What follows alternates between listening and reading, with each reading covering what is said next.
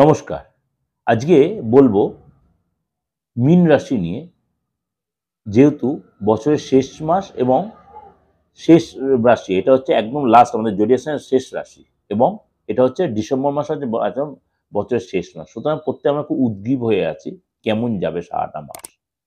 কেন অর্থ, স্বাস্থ্য, ফ্যামিলি বা আপনার সন্তান বা আপনার দাম্পত্য লাইফ বা চাকরি বা ব্যবসার জায়গাটা আপনার কিরকম, বা কেরিয়ারটা কেমন, বা আপনি স্টুডেন্ট হন কেমন থাকবে।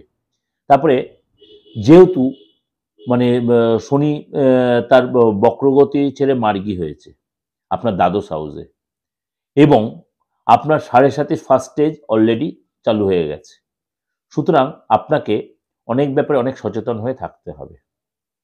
সুতরাং আবার কোন দিক দিয়ে আপনার লাভবানও হবেন, কারণ আপনার রাশিতে রাহু বসে আছে।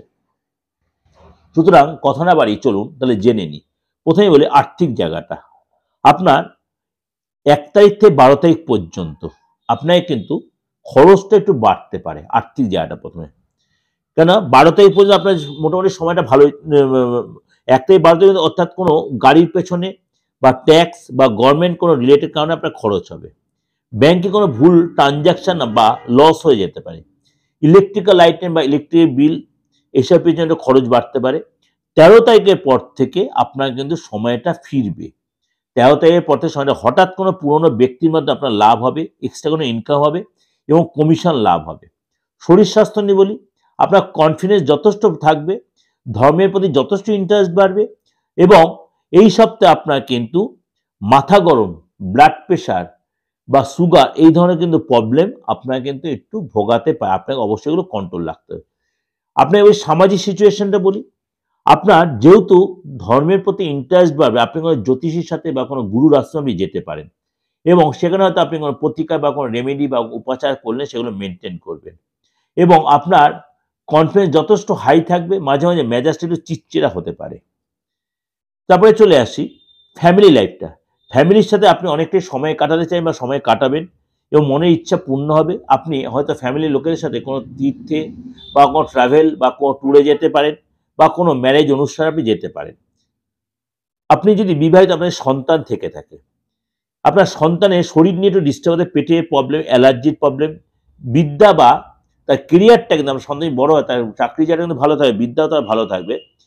20 তারিখের পর আপনার সন্তান আপনাদের সাথে বা তার ফ্যামিলি বা বন্ধুদের সাথে কোথাও ঘুরতে যাওয়ার ইচ্ছা প্রকাশ করে বা ঘুরতে যাবে। দাম্পত্য লাইফ বলি, আপনার শরীর স্বাস্থ্য নিয়ে একটু ডিস্টার্ব হতে পারে, কারণ আপনার পার্টনারের শরীর স্বাস্থ্য নিয়ে সর্দি, ব্যথা, রক্তের প্রবলেম, এবং আপনার পার্টনার যদি ক্যারিয়ারিস্টিক হন, অর্থাৎ চাকরি বা ব্যবসা করেন, সে যথেষ্ট লাভবান, সেল বাড়বে এবং পার্টনারের সাথে একসাথে আপনি তীর্থে যাবেন। চাকরিজীবী যদি হন, যেহেতু নতুন কোনো বুধায়িত্ব যোগ তৈরি হওয়ার, নতুন জব, নতুন কোনো প্যাকেজ আপনি পাবেন, সুযোগ আসবে কাজের জায়গায়, বস আপনার যথেষ্ট সুনাম করবে, সেল বাড়বে। 25 তারিখের পর থেকে কিন্তু আপনার কাজের প্রতি ইন্টারেস্টটা কমে যাবে এবং ঘুরতে যাওয়ার প্ল্যান, ঘুরতে যাবেন, যেহেতু বছরের শেষ আপনি ঘুরতে যাওয়ার প্ল্যান করবেন, ঘুরতে যাবেন। ব্যবসার জায়গাটা বলি, ব্যবসার জায়গাটা কিন্তু বড় কন্ট্যাক্ট পাবেন এবং আটকে থাকা কাজ উদ্ধার হবে, কোনো গুড নিউজ আপনি পেতে পারেন, সেল যথেষ্ট বাড়বে এবং আপনার যে টেনশনের মধ্যে ছিলেন সেই টেনশনটা অনেকটাই আপনি কাটিয়ে উঠতে পারবেন। এটা ওভারঅল ডিসকাশন করলাম, অবশ্যই আপনাদের ভালো লাগবে, অবশ্যই ভালো এবং অবশ্যই মিলবে। আমি কোনো ব্যক্তিগত হরস্কোপ নিয়ে আলোচনা করছি না বা করি না, আপনারা প্রত্যেকে কম বেশি জানেন। তার সত্ত্বেও আমি যদি গ্রহ ট্রানজিট বেস করে আলোচনা করি, তার সত্ত্বেও বলছি এগুলো মেলে। আর যদি এরকম প্রেডিকশন, একটু আরো বেটার প্রেডিকশন পেতে চান, আপনার হাতটা দেখাতে চান, ফেসটা রিড করে, অনেকে ডেট অফ বার্থ থাকুক আর নাই থাকুক, অবশ্যই আপনি অনলাইনে বা অফলাইনে আপনি আমার সাথে যোগাযোগ করতে পারেন। আপনি বলছি ডেট অফ বার্থ না থাকলেও কিন্তু আপনি আমার হাতটা দেখে আপনি যোগাযোগ করতে পারেন বা আপনি প্রেডিকশনে নিতে পারেন দেশের যে কোনো প্রান্ত থেকে। আর যদি কোনো প্রতিকার করাতে চান, সেই জন্য আপনি কিন্তু মানে আপনি প্রেডিকশন করুন আর প্রতিকারই করুন, তার জন্য কিন্তু আপনাকে কষ্ট করে একটু বুকিং নেয়, ফোন করে নিয়ে ইন ডিটেলটা জেনে নিতে হবে। ভালো থাকবেন, বছরের শেষ মাস, অবশ্যই সুখে থাকুন, শান্তি থাকুন। নমস্কার।